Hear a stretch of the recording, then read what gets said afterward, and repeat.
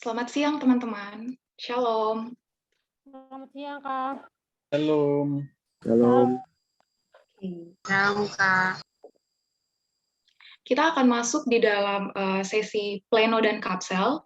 Sebelum itu, aku mengajak teman-teman untuk berdoa terlebih dahulu. Mari setelah kita main game, kita tenangkan hati terlebih dahulu untuk masuk ke dalam sesi ini. Mari kita berdoa. Terpujilah Allah Bapa kami yang ada di dalam kerajaan surga.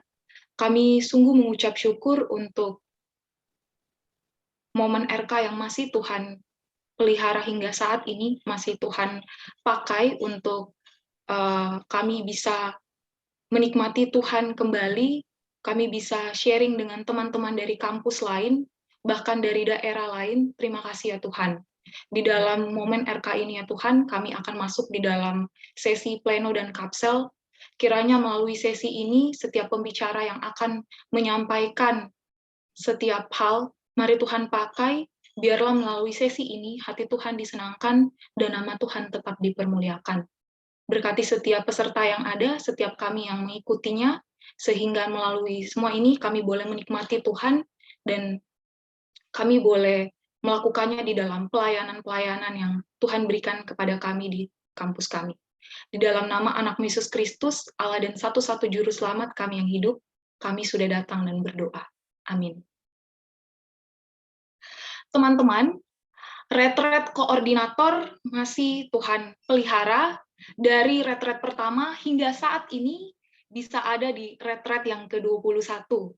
Kita bersyukur untuk pertolongan Tuhan, bahkan di tengah pandemi pun Tuhan masih pelihara dan bahkan hadirkan di dalam kampus-kampus yang ada di Jakarta, bahkan teman-teman yang ada di luar Jakarta. Kita bersyukur, walaupun mungkin tiap tahun pesertanya berbeda, konsep pelayanan pun mungkin berubah, namun ada satu hal yang tetap sama, yaitu spirit pemberitaan Injil yang Tuhan pelihara dari retret pertama hingga retret 21.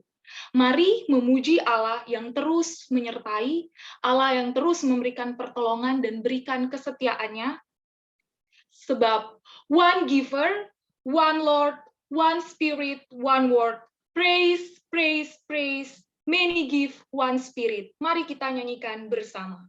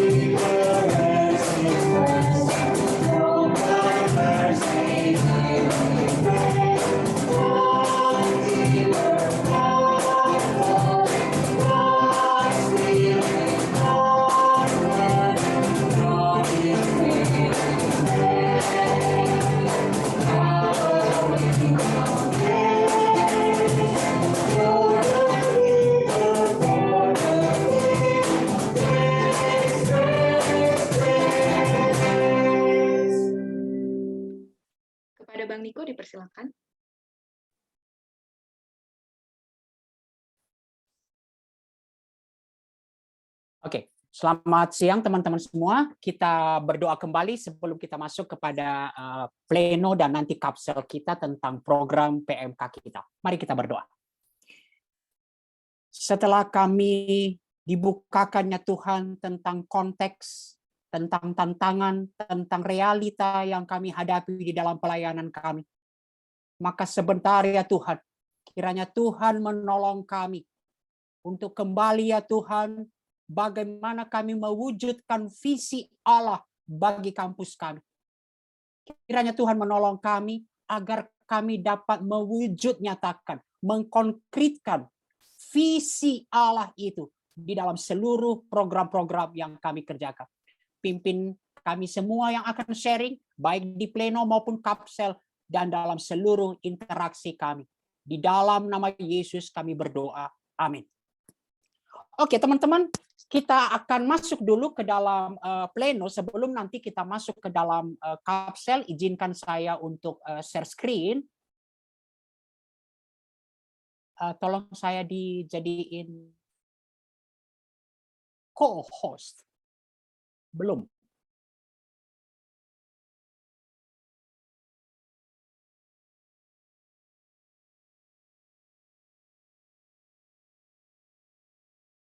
Oke, nah teman-teman belum bisa. Oke, thank you.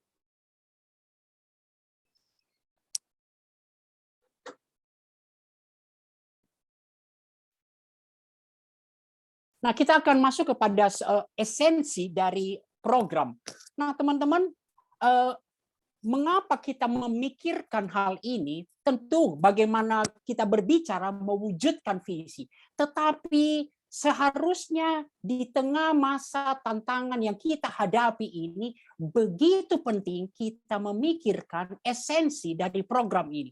Dulu ketika seringkali kita mengeluh, wow katanya kurikulum semakin padat sebelum masa pandemi ini, tapi teman-teman kita seringkali menyibukkan diri pada begitu banyak kegiatan yang mungkin belum tentu itu mendukung ke arah visi kita. Dulu yang sangat terkenal itu umpamanya ketika seksi acara bisa melakukan atas nama mempersembahkan yang terbaik, bisa sampai melakukan 3 kali, 5 kali check out untuk suatu ibadah. Dan itu begitu menghabiskan waktu, dan di satu sisi itu kita berkata kita kehabisan, terlalu banyak yang kita kerjakan, terlalu sedikit waktu. Nah, kita akan berbicara kemudian mengenai mengapa penting esensi dari suatu program di PMK kita. Nah, teman-teman, saya ajak kita untuk membuka satu bagian firman Tuhan, Matius 9 ayat 35 sampai 38. Matius 9 ayat 35 sampai 38, dan saya bacakan buat kita semua. Demikianlah Yesus berkeliling ke semua kota dan desa.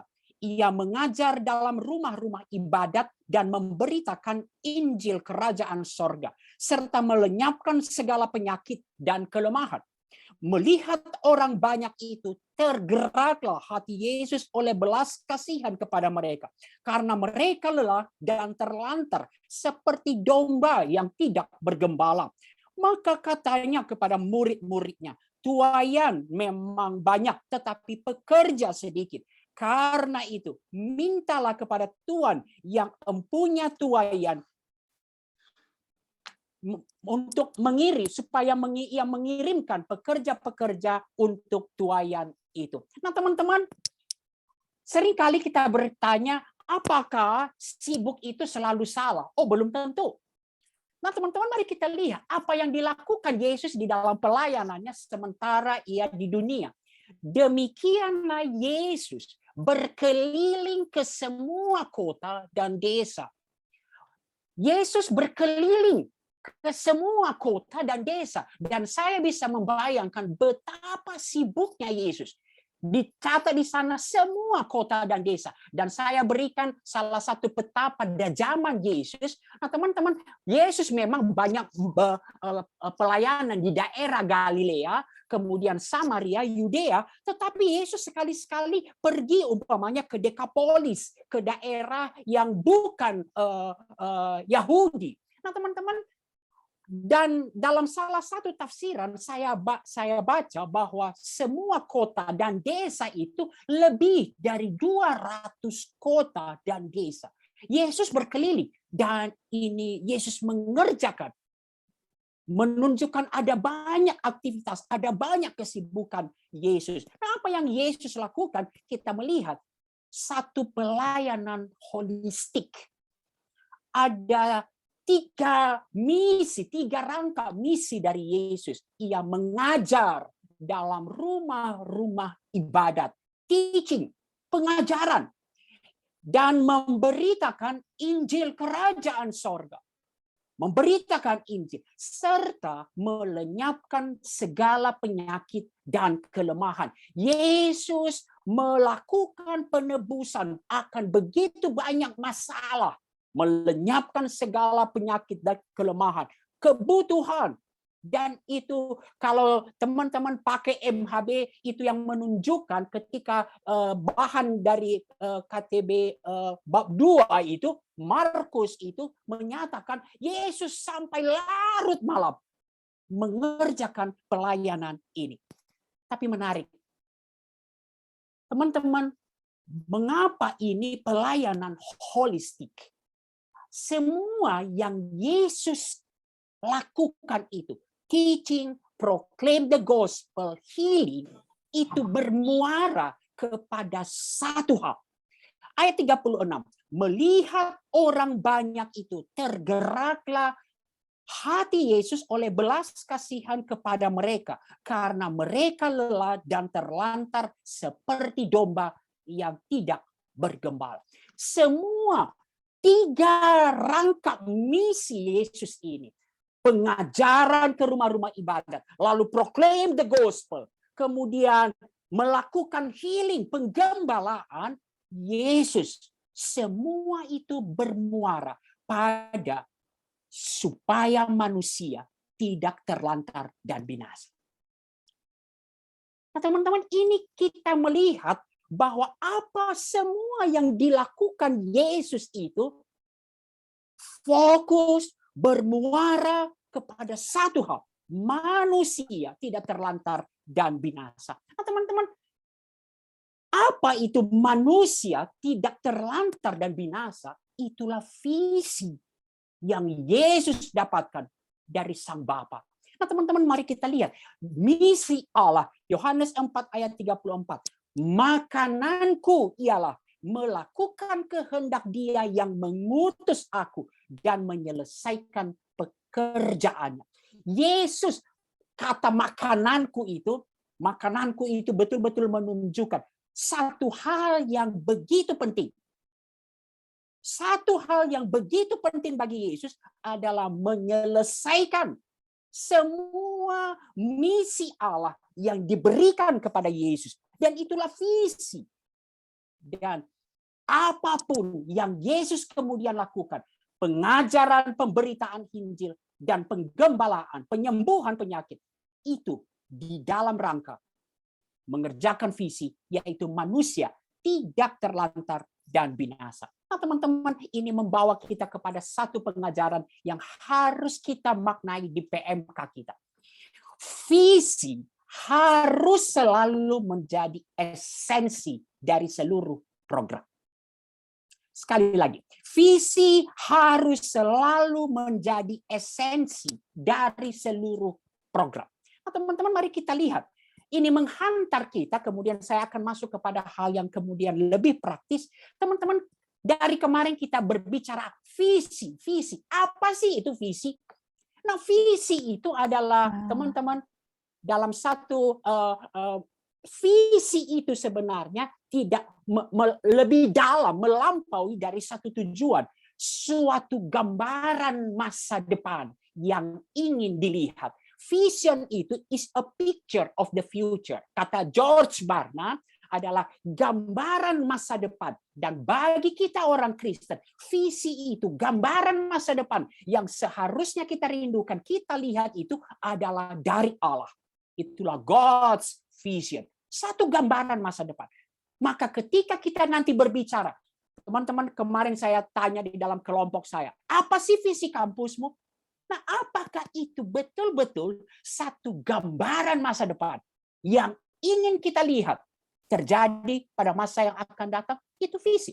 Nah, visi itu kemudian menjadi satu proses yang kemudian air mengalir, teman-temanku, satu proses yang mengalir. Visi tanpa melakukan apa-apa, maka kita akan menjadi pemimpin. Dari sini kemudian kita memikirkan misi. Apa itu misi? Melakukan tindakan nyata agar visi menjadi kenyataan. Dan dari misi ini kemudian kita memikirkan strategi yang melahirkan program-program kerja. Tetapi kita lihat dari alur ini, program kerja itu adalah wujud dari visi. Visi harus selalu menjadi esensi dari seluruh program. Nah, sekarang saya masuk kepada apa visi PMK yang semalam dibukakan oleh Bang Abe. Nah, teman-teman, visi PMK kalau kita ringkas, tentu ada banyak penyebutan statement visi di kampus kita, tapi apapun itu, visi PMK seperti amanat agung mahasiswa, bagaimana melalui PMK mahasiswa menjadi murid Kristus. Murid Kristus, dan hanya murid Kristuslah yang kemudian menjadi profil alumni yang adalah garam dan terang dunia. Identity, being. Nah, teman-teman, dari amanat agung kemudian kita bisa melihat seperti apa sih murid Kristus. Bagaimana itu murid Kristus? Tentu suatu proses. Seorang yang pada awalnya mengalami perjumpaan dengan Kristus. Seorang yang terus-menerus ditransformasi menjadi murid Kristus yang bertumbuh dan dewasa. Seorang yang kemudian, ini yang kita bahas tadi dalam konteks yang dengan semangat oleh Pak Anton Katoba. Murid Kristus yang berbuah, mengerjakan misi Allah, menjadi berkat yang nyata bagi keluarga, gereja, bangsa, dan dunia. Inilah murid yang dewasa. Murid Kristus. Alumni, profil alumni yang ingin kita lihat. Jadi kalau bayangan saya, kalau seperti satu rumah, ada mahasiswa baru masuk, dan kita yang menjadi pengurus yang dipanggil Allah, kita ingin melihat mahasiswa itu 4 tahun kemudian, dia akan menjadi alumni yang adalah garam dan terang dunia. Nah, teman-teman, atau untuk lebih mendasarkannya, visi, kalau dalam bahasa lain seperti Kisah 2, jemaat pertama maka dosen Trotman menyatakan apa itu murid Kristus? Murid yang menunjukkan seluruh ilustrasi roda poros hidupnya itu adalah Kristus, yang di dalam mempunyai relasi kepada Allah dalam doa dan firman, tetapi dalam mempunyai relasi horizontal, persekutuan, dan satu kesaksian misi berkat bagi dunia ini. Itu visi. Itulah gambaran yang kita harus lihat. Nah, bagaimana ini visi mewarnai kemudian, kita lihat. Teman-teman, apa itu misi PMK? Dari amanat agung dan dari apa yang Yesus lakukan, kita lihat kemudian bagaimana sih mewujudkan visi itu. Teman-teman, seringkali kemudian kita kenal dengan 4P. Teman-teman, ini bukan penemuan dari lembaga pelayanan. Ini bukan penemuan dari perkantas. Tapi ini pola yang Yesus lakukan sejak dari awal. Untuk mewujudkan visi Allah. Manusia itu tidak binasa. Manusia itu menjadi umat Allah kembali. Maka Yesus katakan, mari ikutlah aku. Kamu akan kujadikan penjala manusia. Dari sini kita kenal misi. Penginjilan P1. Supaya orang mengalami perjumpaan dengan Kristus. Tidak berhenti di situ. Kemudian kita melakukan pembinaan supaya seorang bertumbuh menjadi murid.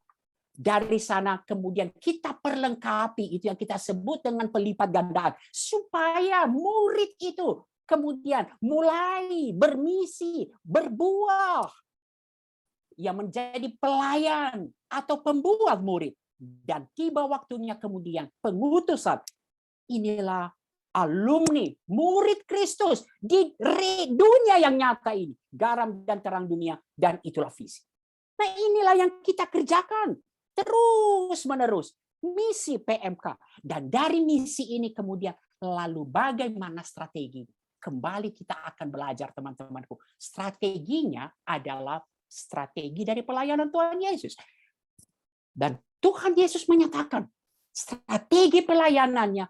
Yesus selama 3 tahun di dunia menginvestasikan, menghabiskan hidupnya di dalam pelayanan kelompok kecil. Tetapi apakah hanya pelayanan kelompok kecil yang Yesus kerjakan? Tidak. Yesus mengerjakan pelayanan massal dan pelayanan pribadi. Yesus melakukan penggembalaan pribadi. Maka dari sini kemudian kita memikirkan strategi PMK. Merangkum 3 sebenarnya. Bagaimana strategi untuk mengerjakan misi P1, P2, P3, P4 itu. Teman-temanku, pola yang diberikan Tuhan Yesus. Kelompok kecil, persekutuan besar, dan pelayanan pribadi. Semua ini mengarah kepada pencapaian visi. Nah, dari kemudian bagian-bagian ini, kemudian kita membuat program. Nah, siapa yang membuat programnya? Saya masuk kemudian kepada, saya coba terjemahkan kepada seksi-seksi yang biasanya ada. Nah, teman-teman, persekutuan besar, dan di PMK kita kemudian kita mengenal yang namanya seksi acara atau seksi ibadah. Kelompok kecil tentu ada yang menyebutnya seksi kelompok kecil, seksi pembinaan, kemudian pelayanan pribadi. Kenapa penting pelayanan pribadi? Teman-teman, realita manusia. Manusia yang sudah hidup jatuh di dalam dosa dengan segala tantangan dan pergumulannya. Terus membutuhkan penggembalaan, membutuhkan perhatian. Dan kita memerlukan ini. Disinilah doa, seksi doa, dan pemerhati. Nah, untuk mendukung itu secara keseluruhan, disinilah kemudian doa tentu menjadi pendukung dari semua itu. Tadi Pak Ishak, Pak Anton sudah menyatakan kepada kita. Penting berlutut di hadapan Tuhan. Multimedia, publikasi, dan dokumentasi itu semua mendukung melalui 3 strategi untuk pencapaian visi. Nah, teman-temanku, dari sini kemudian kita bisa melihat bahwa suatu PMK adalah, teman-teman, bukan bagian-bagian yang masing-masing terpisahkan. Kita memang bisa membedakan persekutuan besar, kelompok kecil, atau pelayanan pribadi. Tetapi itu semua saling berhubungan, akan saling berkontribusi untuk pencapaian visi. Jadi perlu yang kita pikirkan kemudian sinergi semua bagian yang tidak terpisahkan. Satu pelayanan yang utuh untuk menghasilkan murid Kristus. Nah, teman-temanku, saya berikan contoh. Jadi kalau ketika seksi acara memikirkan tema, mengerjakan PJ, maka satu-satunya, teman-temanku, kerinduannya adalah perwujudan visi, menghasilkan murid Kristus. Ketika kelompok kecil tidak hanya menjadi kelompok mentor-mentoran atau satu kelompok yang terus kesehatian, piknik, kebersamaan, tetapi orientasinya adalah mewujudkan visi, yaitu menghasilkan murid Kristus. Di tengah tantangan dan pergumulan, kita perlu terus melakukan pelayanan pribadi, penggembalaan, perhatian kepada jemaat kita. Dan itu semua untuk mendukung visi. Semua bagian yang tidak terpisahkan. Apapun program yang akan dilakukan adalah tidak pernah lepas dari visi itu. Nah, teman-temanku, maka kalau saya coba kemudian melihat di manakah bagian-bagian ini masing-masing mempunyai kekuatannya. Tentu persekutuan besar mempunyai kekuatan, konsep ibadah sebagai satu tubuh Kristus mempunyai kekuatan di dalam kita mengalami perjumpaan dengan Tuhan, tetapi juga mempunyai kekuatan di dalam pengajaran sebagai informasi, pengajaran. Tetapi di dalam kelompok kecil kemudian, kekuatan kelompok kecil adalah soal intensional dan relasional. Kalau di dalam persekutuan besar, kita banyak membukakan mengapa di dalam kelompok kecil kita kemudian bagaimana menghidupinya, bagaimana melakukannya. Seperti amanat agung, ajarlah mereka melakukan segala sesuatu. Sedangkan pelayanan pribadi penting. Teman-teman, kita hidup dalam realita dunia, penuh pergumulan, penuh tantangan, iblis yang terus menggoda di dalam kelemahan kedagingan kita. Maka ada banyak tantangan. Mengapa perlu terus pelayanan pribadi? Karena manusia butuh perhatian. Manusia butuh teman untuk mengalami pertumbuhan. Butuh penggembalaan untuk mengalami pertumbuhan. Maka teman-temanku, saya gambarkan kemudian bagaimana kita melihat apa sih PMK itu. Sekali lagi, kalau PMK kita itu adalah satu bangunan rumah. Mahasiswa masuk, kita pengurus di dalamnya. Kita merindukan akhir dari perjalanan dia mahasiswa yang menjadi profil murid Kristus. Maka teman-teman, mari kita lihat. Saya coba menggambarkan dengan mungkin lebih sederhana. 3 hal ini akan terus mewarnai seluruh pelayanan kita. Penginjilan. Nah, persekutuan besar, kemudian kelompok kecil, dan pelayanan pribadi. Itu akan terus kita terus kerjakan sampai kepada kemudian visi murid Kristus, garam dan terang dunia. Nah, teman-temanku, saya mau lihat kemudian.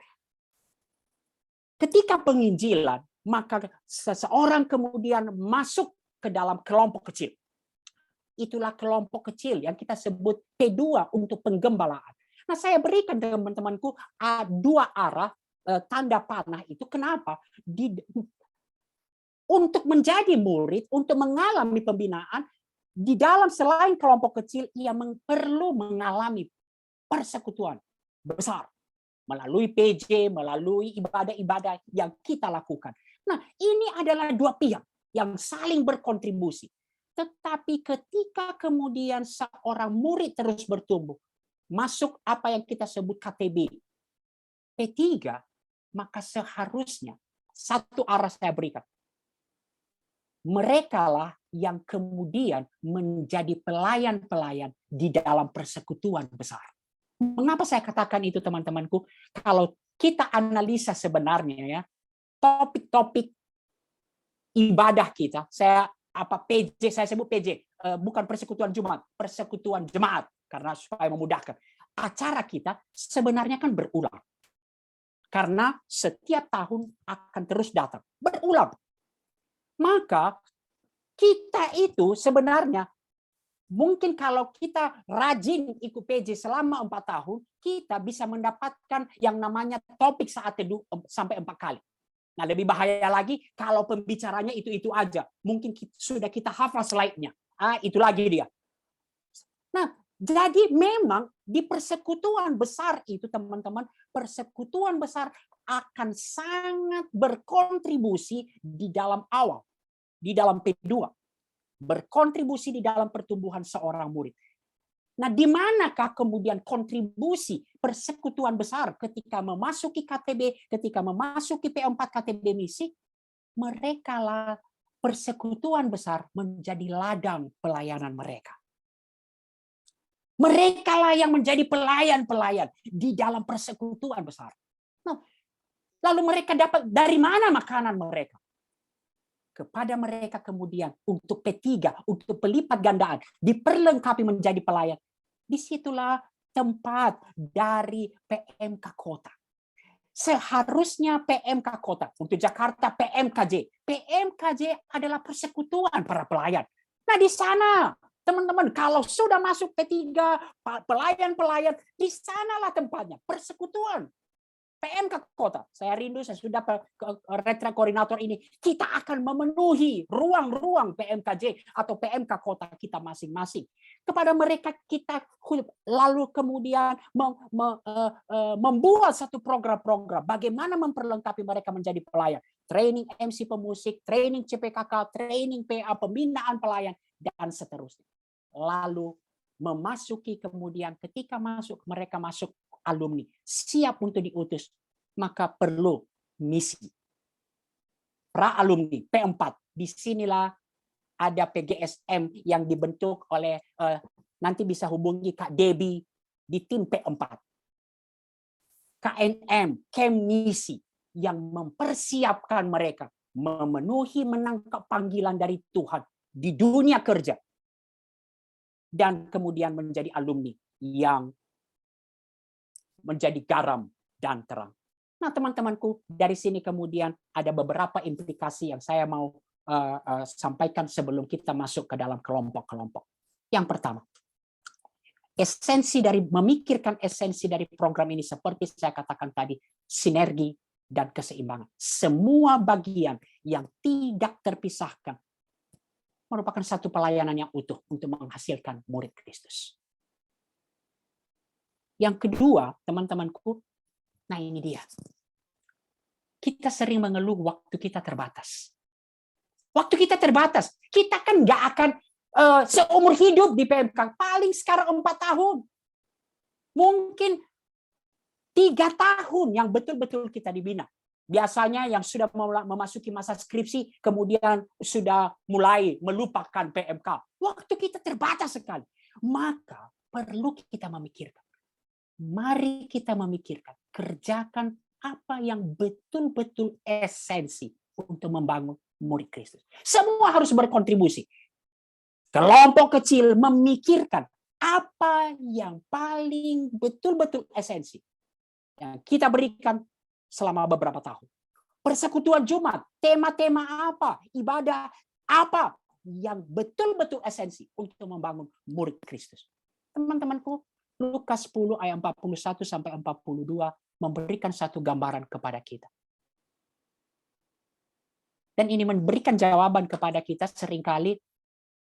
Mengapa kita tidak memikirkan, Bang, umpamanya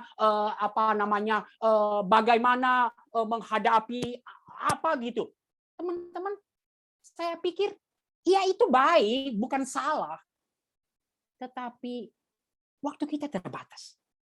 Mari kita mengerjakan apa yang betul-betul membangun murid Kristus. Bahkan saya katakan, kita tidak sedang membangun teolog kok. Kita tidak sedang membentuk seorang teolog. Yang perlu kita pikirkan adalah apa yang betul-betul esensi untuk membangun tubuh Kristus. Lukas 10:41. Tetapi Tuhan menjawab, Marta, Marta, engkau khawatir dan menyusahkan diri dengan banyak perkara. Teman-teman, apa yang dilakukan Marta hal yang baik? Yes.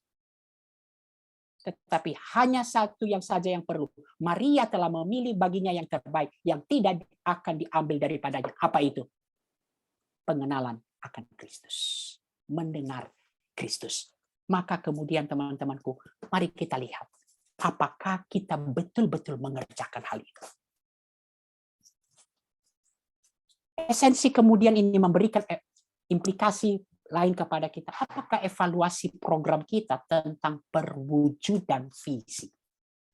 Jangan menghabiskan daya untuk evaluasi berbagai hal teknis dan performa. Atau saya katakan, jangan puas dengan menyelenggarakan berbagai event, berbagai acara, atau jangan puas menyelesaikan berapa buku, atau jangan puas ketika di kelompok kecil. Evaluasi kita adalah apakah ada perjumpaan pribadi dengan Kristus? Apakah ada pembaharuan hidup? Makin serupa dengan Kristus? Apakah ada pribadi-pribadi yang secara sukarela seperti yang kita pikirkan tadi pagi, berkorban untuk merubah dunia, melakukan penebusan di segala aspek kehidupan sesuai dengan panggilan Tuhan bagi dia? Ini evaluasi kita. Teman-temanku, mari kita lihat. Jangan, ya saya tahu ada banyak halangan ketika masa online ini. Kalau saya ambil contoh dulu, wow, saya pernah ikut suatu ibadah, MC-nya itu 2 orang. Dan seksi acara di samping saya betul-betul terganggu. Hanya sepanjang acara, hanya mengatur cara berdiri, geser dikit. Hanya fokus sepanjang acara. Lalu nanti masuk kepada evaluasi. Apa yang dievaluasi? Yang dievaluasi itu, nanti bangkunya begini, lalu penyusunan ini, ada kabel di sana, seharusnya nggak begini. Wow, terlalu banyak kita menghabiskan tentang teknis dan performa. Saya bukan mengatakan itu tidak penting. Itu penting mungkin. Tapi di tengah waktu yang begitu terbatas, apa yang perlu kita evaluasi? Adakah perjumpaan pribadi dengan Kristus? Ada pembaharuan hidup dan ada pribadi yang mau bekerja untuk misi Allah. Kemudian terakhir teman-teman, di dalam konteks yang begitu cepat yang kita pikirkan ini, di dalam masa ini, lakukan perubahan. Apa yang enggak? Kita harus membedakan hal ini. Yang berubah itu adalah konteks kita, konteks yang kita hadapi. Konteks pandemi tentu berbeda zaman dulu. Lalu apa? Mana yang harus ada? Mana yang boleh ada, boleh tidak ada? Apa yang tidak boleh berubah? Dan apa yang perlu kita sesuaikan agar terus relevan dengan tantangan zaman ini? Itu perlu kita pikirkan. Mau cara ber-PI kita? Teman-teman mungkin nggak bisa lagi jalan dengan menggunakan, saya tidak menyatakan satu traktat, kayaknya nggak mungkin nggak berjalan lagi. Atau PA kita. Ayo kita sesuaikan. Semua itu boleh berubah. Apa yang tidak boleh berubah? Esensi program, yaitu visi. Rasul Paulus mengatakan, konten tidak pernah berubah. Kristus sebagai Tuhan. Tetapi konteks kontainer harus kita sesuaikan dengan konteks. Saya tutup kemudian teman-temanku. Akhir dari tadi ayat tadi, maka katanya kepada murid-muridnya, tuaian memang banyak tetapi pekerja sedikit. Karena itu mintalah kepada Tuhan yang mempunyai tuaian supaya ia mengirimkan pekerja-pekerja untuk tuaian itu. Ini berbicara, mari kita minta teman-teman visi, tetapi juga kemampuan untuk menangkap apa yang esensi. Visi harus selalu menjadi esensi dari seluruh program-program kita. Kiranya Tuhan menolong kita. Terus, mari kita terus seperti yang dikatakan tadi, diam di hadapan Tuhan. Visi akan selalu mempunyai kecenderungan memudar. Kerja keras yang dimulai dengan semangat berapi-api dapat dengan mudah menjadi kerja rutin yang datar dan lama-lama hampa tanpa makna. Hanya mereka yang mendisiplinkan dirinya untuk mencari wajah Allah yang dapat menjaga visinya tetap bercahaya. Kiranya Tuhan menolong kita dan kita akan daratkan ini kemudian di dalam kelompok-kelompok Kapitas Selekta. Masing-masing ada seksi acara, seksi kelompok kecil, koordinator. Di sanalah kita akan mendalami apa itu esensi dari program-program kita. Kiranya Tuhan memberkati. Amin. Saya kembalikan kepada MC.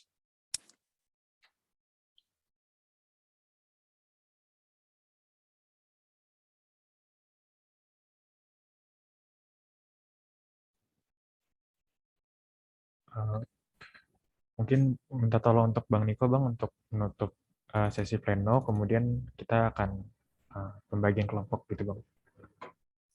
Oke, mari kita berdoa.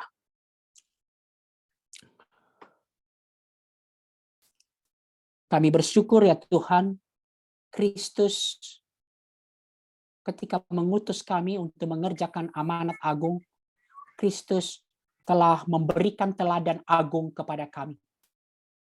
Bagaimana fokus kepada visi sebagai ketaatan kami akan visi yang Allah berikan kepada kami. Kristus juga memberikan teladan kepada kami bagaimana kami mewujudkan visi itu, bahkan di dalam strategi, pola kami mengerjakan pelayanan kami. Dan kiranya ya Tuhan, hikmat yang dari Tuhan menolong kami ya Tuhan untuk mewujud nyatakan di dalam program-program kami. Kiranya hanya visi Allah yang betul-betul menjadi esensi dari seluruh program-program kami. Terima kasih ya Tuhan, sebentar kami akan masuk dalam kelompok-kelompok untuk masuk ke dalam Kapita Selekta yang akan membahas lebih dalam lagi masing-masing bagian, masing-masing divisi atau seksi di dalam PMKK. Kiranya Tuhan menolong kami. Terima kasih ya Tuhan, dalam nama Yesus kami berdoa. Amin.